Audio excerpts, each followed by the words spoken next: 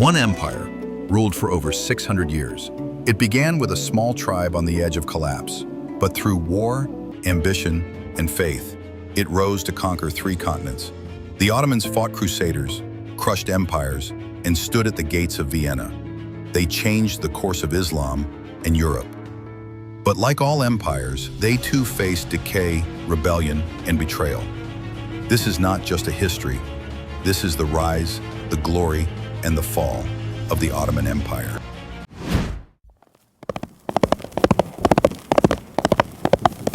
The story of the Ottoman Empire doesn't begin in a palace or a grand city. It begins in the wild, wind-swept plains of Anatolia.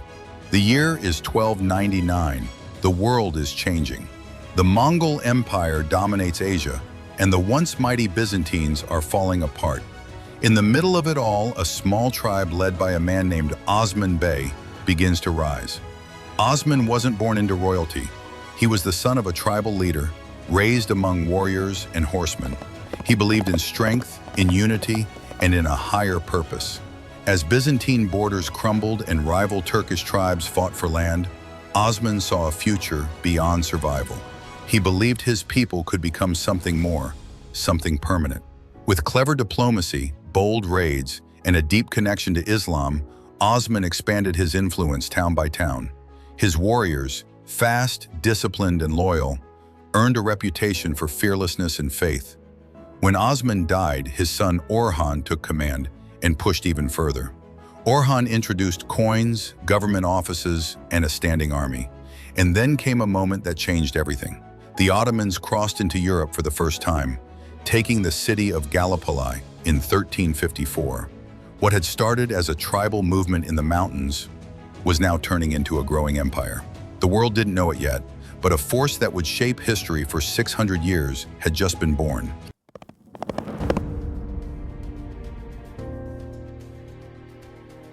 For over 1,000 years, Constantinople stood as a fortress of Christian power, a bridge between Europe and Asia. Its walls were legendary, and countless armies had failed to break them. But in 1453, a 21-year-old Ottoman sultan named Mehmed II set out to do what no one else could. Mehmed was young but ambitious. He believed that conquering Constantinople wasn't just a military goal, it was destiny. He assembled a massive army, over 80,000 men, and brought with him something new: giant cannons, including one so large it took 60 oxen to move. The siege lasted 53 days. Cannons roared, fires burned. Day and night, Ottoman forces pounded the city's walls. Inside, the Byzantine defenders were outnumbered and outgunned. Still, they held out, hoping for help from the west that never came. On May 29, the Ottomans launched their final assault. The walls fell. The city collapsed. But Mehmed didn't destroy it. He entered the Hagia Sophia in silence, ordered it preserved, and declared Constantinople the new Ottoman capital. He renamed it Istanbul and welcomed people of many faiths to live there under Ottoman rule. With Constantinople under their control, the Ottomans didn't just rule land, they now held the gateway between continents. The medieval world had ended. A new power had arrived.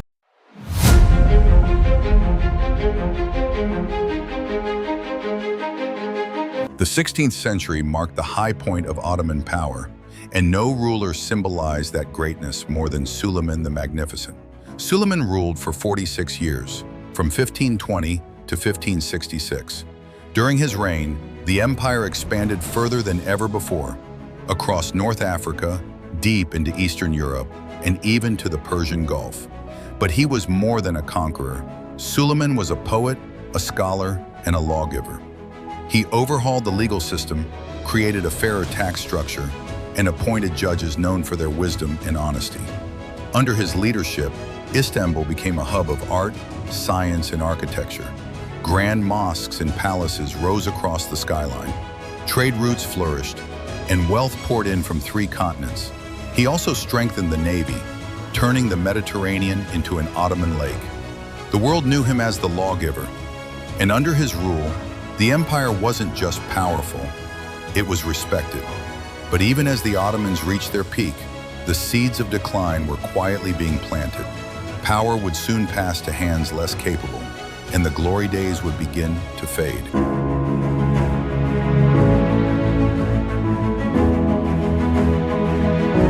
After Suleiman's death, the empire entered a long, slow period of decline, not from invasion, but from within. Future sultans were often weak, young, or completely disconnected from reality. Many were kept in isolation during their youth and had no experience ruling. Palace politics took over. Powerful advisors, court officials, and even concubines influenced decisions behind the scenes. The once elite Janissary corps, the empire's strongest warriors, became corrupt and undisciplined. They resisted change, refused to modernize, and sometimes even revolted. At the same time, the world was changing.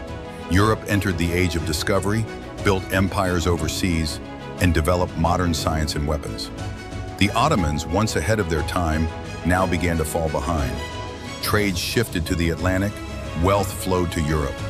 The Ottomans missed the Industrial Revolution and paid the price. Their military weakened, corruption spread, provinces grew restless. What had once been a powerful, centralized empire was now struggling to hold itself together.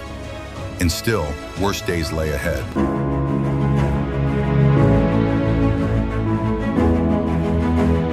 By the 1800s, the world had a new name for the Ottoman Empire, the sick man of Europe. It was no longer a superpower but a crumbling giant, losing wars, land, and reputation. One by one, its territories began to break away. Greece, Serbia, Romania, and Egypt all fought for independence. To stop the collapse, the Ottomans launched a wave of reforms known as the Tanzimat. They built modern schools, introduced new laws, adopted European dress, and even drafted a constitution. Trains were built, newspapers printed, ministries formed, but modernization brought tension. Religious groups, ethnic minorities, and nationalists each wanted more freedom or complete independence. At the same time, European powers looked to carve up the empire for themselves. Russia pushed from the north, Britain and France from the south and west. The Ottomans were surrounded, politically, militarily, and economically. Despite brave reformers and moments of resistance, the empire could no longer keep up with the modern world. The stage was set for its final collapse.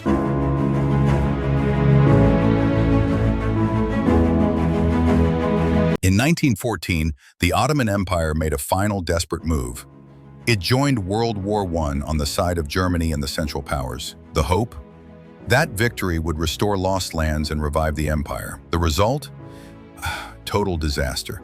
Ottoman forces fought on multiple fronts against the British in Egypt, the Russians in the Caucasus, and Arab rebels in the desert. One of the bloodiest battles was the Gallipoli campaign, where a young commander named Mustafa Kemal helped repel Allied forces in a rare Ottoman victory. But it wasn't enough. By 1918, the empire was defeated. The war was lost. European powers wasted no time carving up what remained. Syria, Iraq, Lebanon, and Palestine were taken by Britain and France. Istanbul was occupied. The Sultan was powerless. In 1922, the Ottoman monarchy was officially abolished. The last Sultan, Mehmed VI, was exiled. A year later, Mustafa Kemal, now known as Ataturk, declared the Republic of Turkey. After more than 600 years, the Ottoman Empire was gone. Though the empire fell, its legacy did not. The Ottomans reshaped borders, religions, architecture, and politics across 3 continents. In the Balkans, mosques still stand where Ottoman builders once worked.